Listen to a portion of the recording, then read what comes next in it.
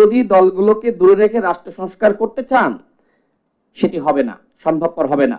আমাদের professor Yunus sir, যেটি একজন ছাত্র আন্দোলনের নেতা, বলেছেন যে সর্বত্র সব জায়গায় বলছে যে ছাত্ররা আমাদের নিয়োগ দিয়েছে। এমনকি জাতিসংঘ গিয়েও তিনি একই কথা বলেছেন যে ছাত্র জনতার সরকার।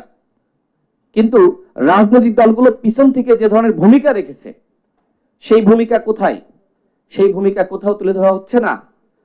আপনি দেখেছেন যে পিনাকি ভট্টাচার্য একটি ভিডিও তৈরি করেছে, সেখানে তিনি বলছেন যে এই যে থানাগুলোতে ঘেরাও করা হলো, এই যে আপনার আওয়ামী লীগের বিরুদ্ধে বা তাদের সুবিধাভোগী তাদের বিরুদ্ধে প্রতিরোধ গড়ে তোলা হলো, কারা করলো?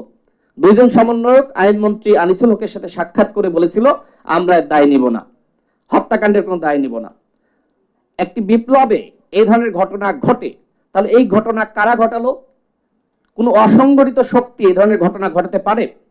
রাজনৈতিক দলগুলো সংগঠিত শক্তি, সুতরাং তাদের প্রতিরোধ জনতার সাথে নিয়ে সম্মিলিত প্রচেষ্টায় কিন্তু এই ধরনের ঘটনা ঘটেছে।